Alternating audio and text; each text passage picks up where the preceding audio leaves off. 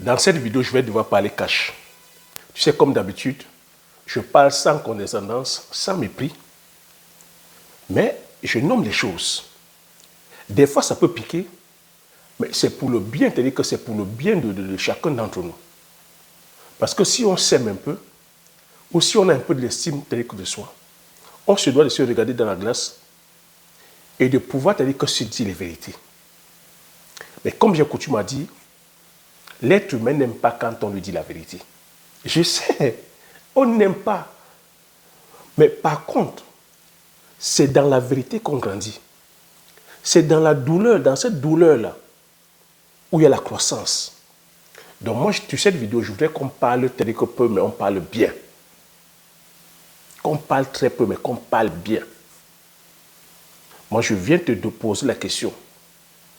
À ceux qui demandent, qui vous demandent d'aller faire l'agriculture industrielle, qu'on se doit d'aller mécaniser notre agriculture, qu'on se doit d'aller produire certaines cultures, les céréales, le maïs, le sorgho, le mil, qu'on se doit d'aller produire sur 500 hectares. Parlons peu, mais parlons bien. De qui se moque-t-on? De qui se moque-t-on? Est-ce que tu peux toi-même aller intégrer ça? Tu te moques de toi-même?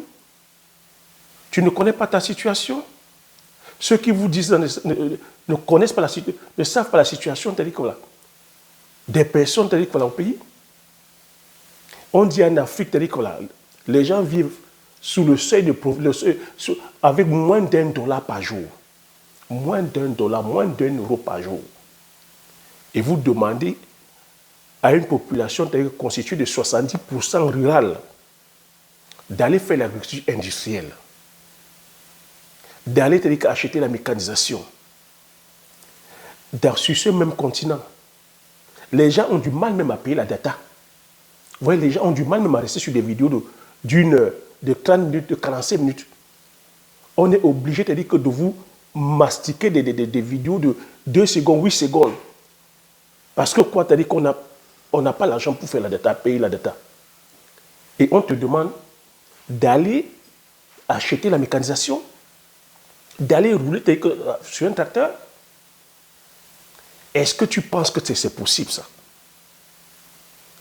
Est-ce que tu as dit qu'on fait juste des annonces comme ça pour faire plaisir aux algorithmes? Est-ce que même les personnes qui font ces annonces-là, mais questionnez-vous, c'est quoi leur expérience sur le terrain? Est-ce qu'il n'y a pas de conflit d'intérêt derrière? Parce que moi, je vois bien quelqu'un qui va te dire, va acheter le tracteur, si lui-même derrière, il fait la promotion, c'est-à-dire que de la vente de matériel, c'est tout à fait normal. Mais parce qu'il veut vendre le matériel, il ne doit pas induire les gens en erreur. Je vous ai dit ici que nous ne sommes pas encore prêts. Les Africains ne sont pas prêts pour aller produire de façon industrielle.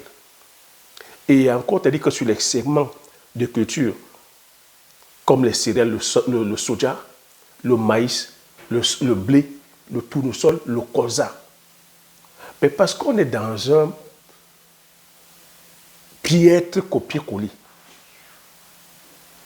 Moi, je vous dis, comment, toi qui me regardes, toi qui es de la diaspora, toi qui es en Afrique, nous avons des problèmes, nous ne sommes pas encore autonomes sur le plan énergétique. Nous ne sommes pas autonomes on n'a pas le pétrole. On n'a pas du gasoil. On n'est pas autonome par rapport au gasoil. Nous ne sommes pas autonomes par rapport à l'électricité. Nous ne sommes pas autonomes sur l'eau. Nous ne sommes pas, on n'a pas ces infrastructures. Nous n'avons pas fait le plan Marshall comme ici ils ont fait en Occident. Ils ont fait un plan Marshall. J'ai partagé avec vous comment est-ce qu'on a amené les agriculteurs occidentaux à commencer à produire de façon industrielle sur les céréales.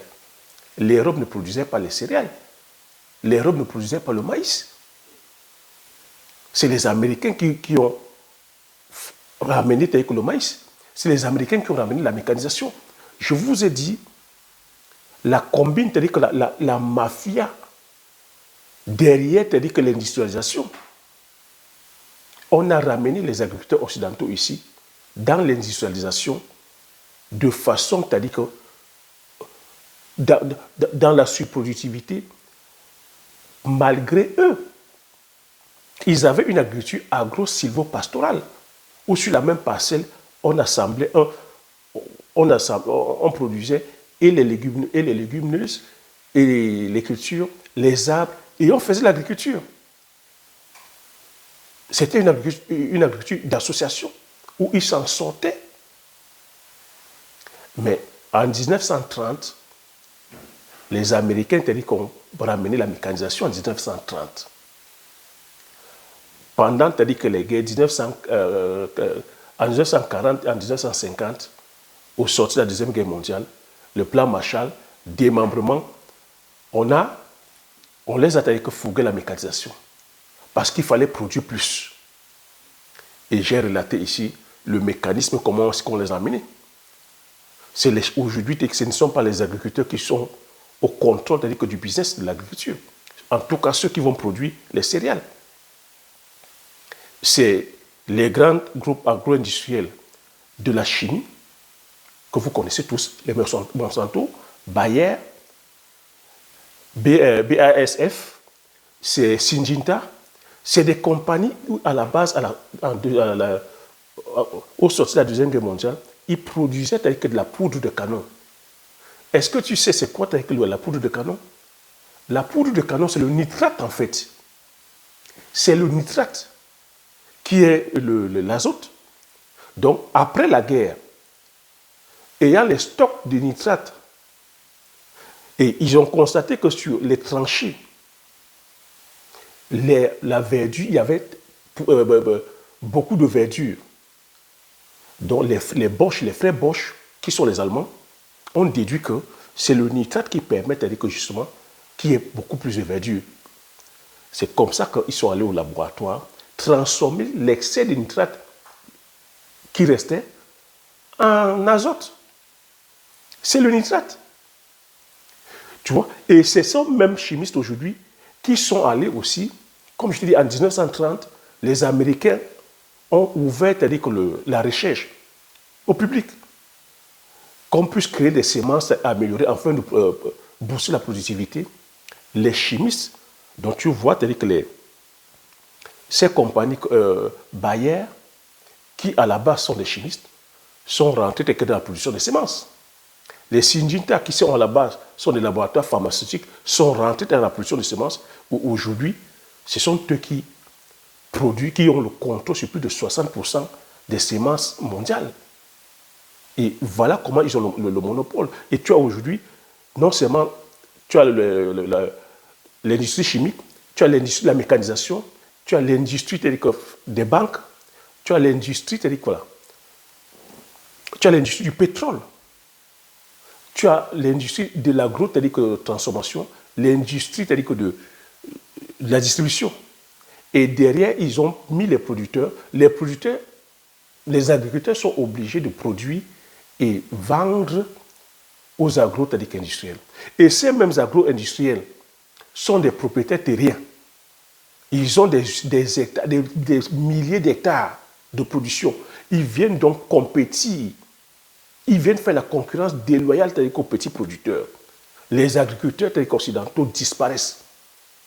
Pour commencer, ils doivent aller prendre des crédits de plus d'1 million d'euros.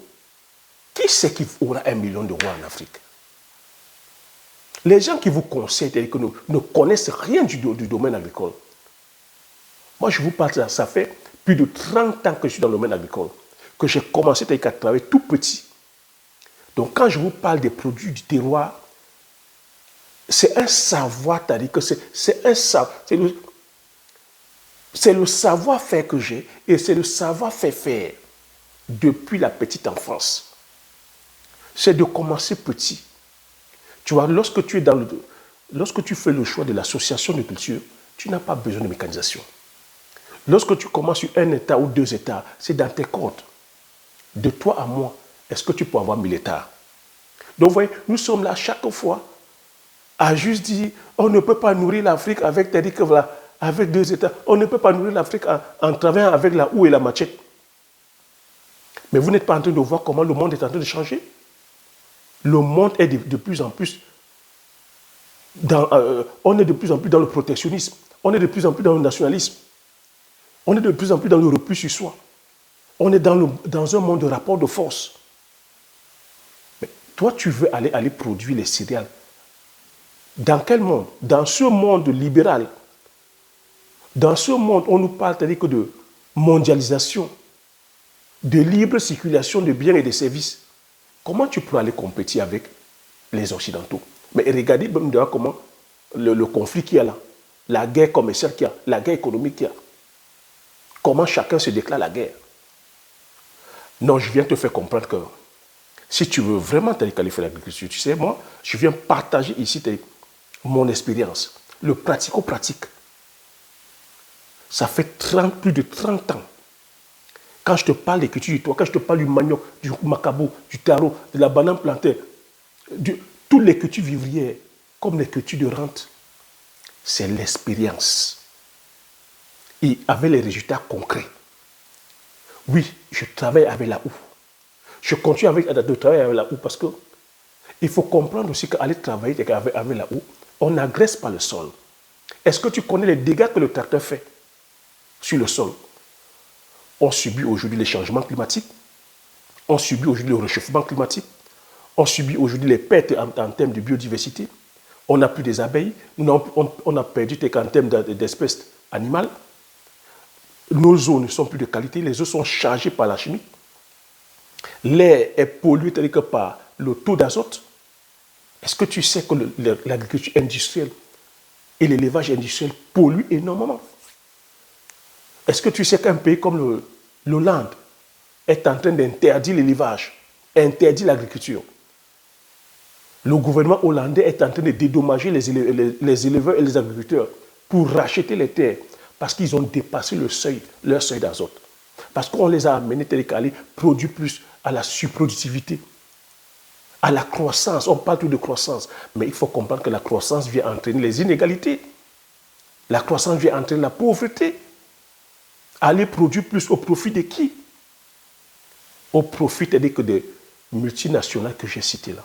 Parce que ces multinationales aujourd'hui sont plus puissantes que les États. Alors tu veux aller faire l'agriculture industrielle au profit de qui? Tu vas venir détruire l'agriculture locale. Tu vas venir détruire l'économie locale. Tu vas venir détruire. Parce que lorsque tu vas aller sur 1000 hectares, 2000 hectares, 5000 hectares de céréales, il faut comprendre que c'est les terres des locaux que tu vas venir prendre. Tu vas venir créer des accaparements de terres. Si nous sommes tous sur 10 000, 20 000 hectares, qu'est-ce que ça va donner? Ça va créer de l'injustice. Mais mes propos sont ici de venir te dire que tu ne pourras pas, vous ne pouvez pas. Et ceux qui sont allés essayer ont échoué. Mais ces personnes n'ont pas le courage de venir vous dire pourquoi ils ont échoué. Certains ne savent même pas pourquoi ils ont échoué. Le coût de production, le coût sur l'énergie et la rentabilité derrière est nulle parce qu'on n'a pas le contrôle sur le prix. Nous n'avons pas le contrôle sur les intrants, sur l'énergie. Mais par contre, je continue à te dire que si c'est l'argent que tu veux gagner, et ce que beaucoup ne savaient pas, et ce que depuis plus de 4 ans je partage, que si tu veux vraiment gagner du gros argent, c'est en te lançant dans le modèle d'agroforesterie, en faisant par exemple un hectare de poivrier. Moi, je peux très bien aller acheter la mécanisation. Mais parce que de façon stratégique, j'ai commencé par des cultures rentables. Le problème, c'est que la plupart d'entre vous, vous ne connaissez pas les cultures rentables. On vous dit juste que celle que tu entres en production au bout de 3 mois, c'est la rentabilité, c'est tant. Mais ils ne connaissent pas les enjeux. Vous pensez qu'aller faire un hectare de tomates, c'est donné à n'importe qui. Mais la probabilité pour que tu échoues la tomate, c'est de combien? C'est énorme. Parce que toutes ces cultures-là ont été pensées en amont. Parce qu'il y a des brevets adéquats sur les semences. Parce qu'il faut suivre un protocole. Lorsque tu ne suis pas le protocole, et aujourd'hui avec le réchauffement climatique, qui c'est qui vous parle du réchauffement climatique? C'est moi qui vous parle depuis du réchauffement climatique. C'est moi qui vous parle depuis du coût de production. Ceux qui vous demandent d'aller produire avec la mécanisation et qui ont d'autres agendas, n'oubliez pas, ces multinationales sont tellement puissantes qu'elles subventionnent, avec leur lobby, elles subventionnent, c'est-à-dire que nos chefs d'État, elles subventionnent nos gouvernements. Elles payent la recherche pour certains gouvernements. Elles payent la recherche pour les chercheurs. Même les chercheurs qui sont là. Vous verrez certains ingénieurs agronomes.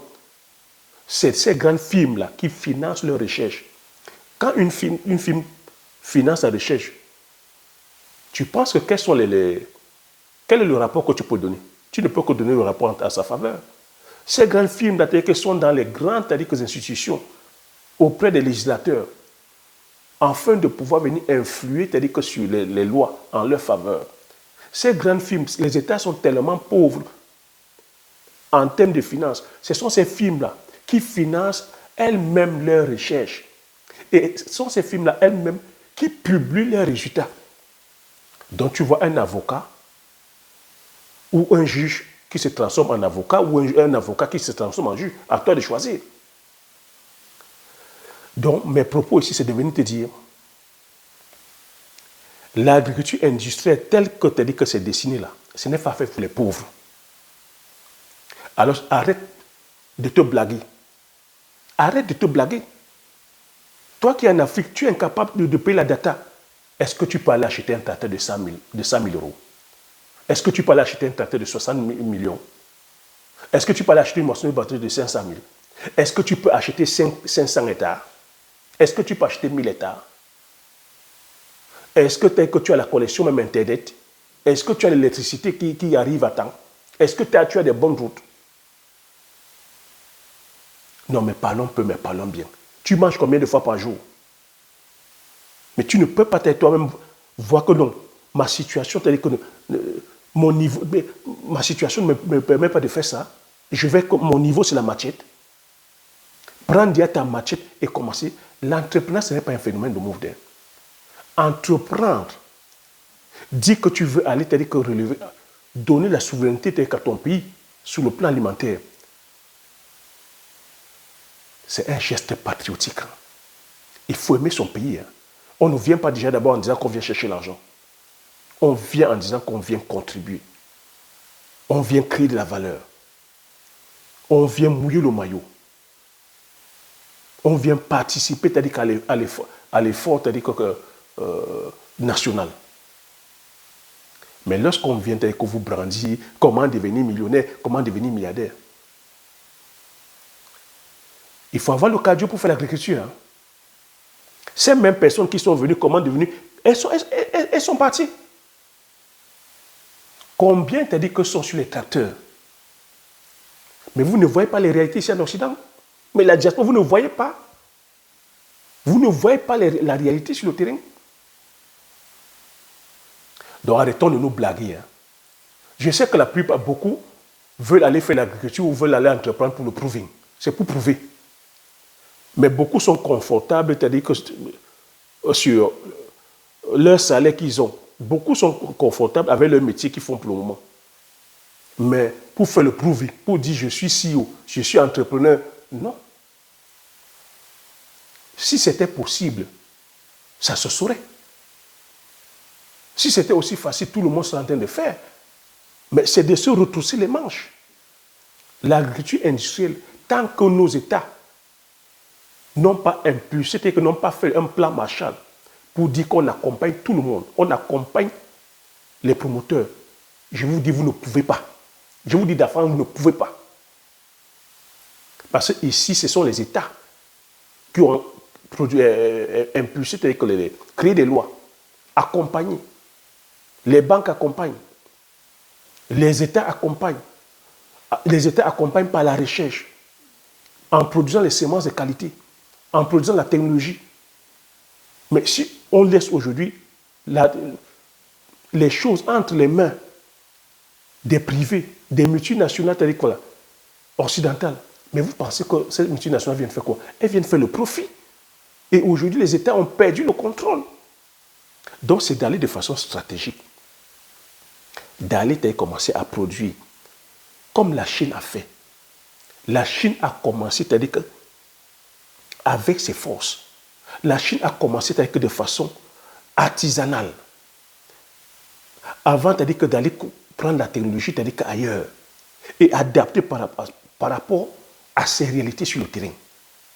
Mais chez nous, en Afrique, on veut tout de suite commencer, c'est-à-dire qu'avec nos tracteurs. Mais disons tout simplement que nous sommes des paresseux. Et ça, c'est l'attitude des gros paresseux. On va avoir le confort du tracteur, être sur le fauteuil avec rembourré, être dans avoir la clim, avoir tous les boutons, avoir 500 chevaux. Mais tu connais le prix de ça? Pour avoir ça, il faut 200 000 euros. Tu les as? Est-ce que tu les as? Mais si tu ne les as pas, commence donc à dire qu'avec ce que tu as. Nous sommes les champions. Dès qu'on va dire ça, mais je suis jeune, je n'ai pas l'argent, c'est l'argent qui me fait défaut. Pardon, aide-nous. Pardon, fais ça pour nous. Pardon. Non. Prends ta machette, parce que même cette machette, ce n'est pas nous qui la fabriquons. Donc on devrait commencer déjà à valoriser et à vulgariser la technologie et le petit outillage, à faire en sorte que nos artisans travaillent. Lorsque nos artisans vont commencer à travailler, on va demander aussi à nos ingénieurs, à nos techniciens, à nos chaudronniers, à nos électromécaniciens, à nos électroniciens, à tous ces corps de métier-là, de mettre leur matière grise en pratique afin de pouvoir, c'est-à-dire, voilà, développer la technologie adaptée à notre sol. Parce que la mécanisation que vous achetez en Occident, ce n'est pas adapté à notre sol. J'étais pour le cas de la Chine, c'est le même cas avec le Brésil. Le Brésil impacte aujourd'hui le monde. Pourquoi? Parce que le Brésil, dans son tissu agricole, s'est diversifié. Tu as quelques grands groupes agro-industriels, mais la majorité, c'est l'agriculture familiale. Une agriculture familiale adaptée à leurs normes. C'est pour ça qu'ils peuvent se permettre de venir faire du dumping ici en Occident. Parce que c'est beaucoup plus l'agriculture familiale qui nourrit le Brésil. Le Brésil est nourri par l'agriculture paysanne familiale. Et le Brésil a connu, c'est-à-dire que les effets pervers de l'agriculture industrielle, comme je t'ai expliqué dans les années 1930, 1940, et avec en même temps que les États-Unis, levée de poussière, ensevelissement des maisons, ça a détruit avec tous les bétails. Il y a eu des morts. Ça, c'est des histoires qui sont passées aux États-Unis, au Texas, à la Nouvelle-Mexique et à la Nouvelle-Orléans. Pareil au Brésil. C'est ça qui a donné naissance donc à la permaculture, à l'agriculture de conservation. Et aujourd'hui, il y a des techniques. Moi, aujourd'hui, si je travaille avec un tracteur, si je produis sur les céréales, je saurais comment travailler bon sol. Je sais comment conserver le sol. Ce qui n'est pas le cas chez nous en Afrique. Regardez comment les sols sont en train de mourir en Afrique. Regardez avec la sécheresse. Tous ceux qui produisent des céréales, marquez-moi dans les commentaires, quelle est la production que vous avez eue? Peanut. Le soleil est en train de faire, les sols sont en train les sols sont en train de mourir, les sols sont en train de se minéraliser. Donc quand on parle ici de minéraliser, ça veut dire que les sols sont en train de devenir comme le caillou en fait. Et quand c'est comme le caillou, même quand tu viens verser de l'engrais, rien ne rentre. Lorsqu'il pleut, ça ruisselle, tu perds tout. C'est comme ça que tu vas polluer nos cours d'eau. Tu vas polluer, que ça va nous donner les maladies. Mais parce que ceux que j'ai cités en amont ont pensé à tout. C'est les chimistes, c'est les laboratoires pharmaceutiques. Lorsqu'ils vont produire donc ces aliments-là, de mauvaise qualité, ils savent que lorsqu'on va tomber malade, ils vont fabriquer les médicaments pour nous soigner. Nous, en Afrique, nous avons les plateaux techniques de qualité. C'est quoi l'état de notre santé? On meurt encore chez nous parce qu'on manque 50 francs pour acheter le paracétamol. C'est ça que vous l'apportez chez nous. La malbouffe, les maladies chroniques. C'est ça. Avons-nous les moyens? Même pour consommer ces produits-là. Est-ce que nous avons les moyens? Voilà l'inflation. Il n'y a pas le boulot. Alors qu'on pouvait occuper les bras, chacun pouvait aller prendre 2 hectares, 3 hectares, 5 hectares. Avec les techniques que j'ai partagées d'association de culture, de diversification de culture. Tu vas faire 1 hectare, tu me chies 130 millions. Avec 130 millions, qu'est-ce que tu ne peux pas faire, mon gars? Arrêtons le blablatage. Disons tout simplement que nous sommes paresseux. Disons tout simplement que nous sommes paresseux. Parce que moi, je ne comprends pas. Moi, Lorsque tu as dit que j'ai analysé les choses, j'ai dit la première chose à faire, quels sont les besoins que nous avons, c'est-à-dire que criant urgent, c'est l'alimentation. J'ai retroussé mes manches. Pourquoi j'ai retroussé mes manches pour aller le faire? Parce que depuis la petite enfance, je voyais déjà l'opportunité. Depuis la petite enfance, on produisait dans le manioc. Il y a plus de 30 ans,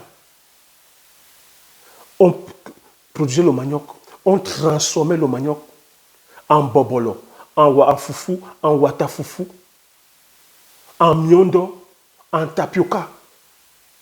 Pour les personnes qui habitent le Mungo, qui ont connu l'époque encore où les chemins de fer fonctionnaient. On allait, c'est-à-dire que vendre. Moi, j'ai vendu le bobolo, c'est-à-dire que tout jeune, dans le train qui faisait Mbanga Kumba.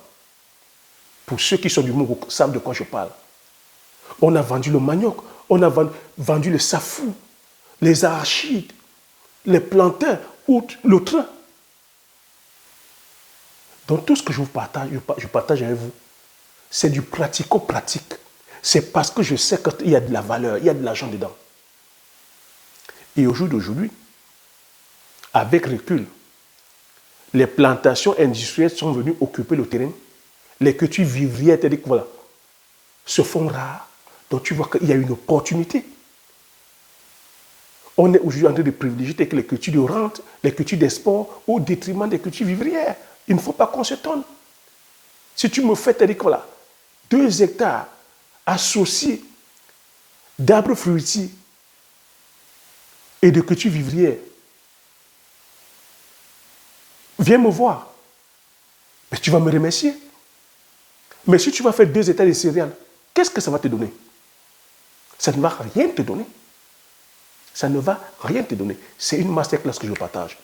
Ça, tu ne pourras entendre ça nulle part. Nulle part. Mais quand je viens partager, c'est parce que je veux voir chacun et chacune de nous vraiment faire des choses. Quoi. Présentement, là, tu peux acheter 1 hectare, 2 hectares. Achète 1 hectare ou 2 hectares. C'est à tes comptes. 100 hectares, est-ce que tu peux? 200 hectares, est-ce que tu peux? Tu vas passer ton temps comme ça à venir chialer que non, je ne peux pas. Ah non, les moyens sont trop durs. Oh non, le gouvernement ne fallait. Non, commence déjà. 1 hectare, c'est à tes comptes. 1 hectare de poivrier, c'est à tes comptes. 1 hectare de Njansan, c'est à tes comptes. Je parle ici à la diaspora. 1 hectare de Bitako, là, c'est à tes comptes. Et tu vises le long terme. Et au bout de 4-5 ans, tu es mort d'argent. C'est de la stratégie, mon gars. Et lorsque tu auras de l'argent, si tu vas aller faire de la mécanisation maintenant, tu auras les moyens pour pouvoir acheter la mécanisation. Parce que présentement, tu ne peux pas. Je te dis tout de suite, tu ne peux pas. Et à l'état d'aujourd'hui, à l'état actuel, si nos gouvernants ne prennent pas les choses à bras le corps, tu meurs dans le film. Sur ce, je t'invite à regarder sous la description tout de suite là. Tu cliques sur le premier lien. Pour toi, qui veut vraiment t'aller qu'aller faire l'agriculture, lance-toi sur les cultures que je partage avec toi. C'est du pratico-pratique, c'est du concret. Je te le dis parce que moi-même, je produis. Et c'est tangible, c'est là. Je te le dis parce que j'ai connu des difficultés. Et je me suis relevé, c'est-à-dire que de mes cendres. Donc je viens te dire, je viens te prêcher du pratico-pratique. Je ne suis pas en train de dire que j'ai essayé et que j'ai abandonné. Je ne te suis pas en train de dire que j'ai fait et puis ça n'a pas marché. Je te dis que j'ai fait, j'ai échoué, j'ai recommencé. Donc je viens te montrer les résultats. Pourquoi vous n'aimez pas quand on vous dit la vérité? Pourquoi vous voulez toujours qu'on vous mente? Pourquoi vous n'aimez pas écouter les personnes qui vous disent la vérité? Vous allez toujours payer les personnes qui vous mentent et après vous allez venir dire qu'on vous a arnaqué. Pourquoi? Parce que cette personne dit la vérité qui pique, non?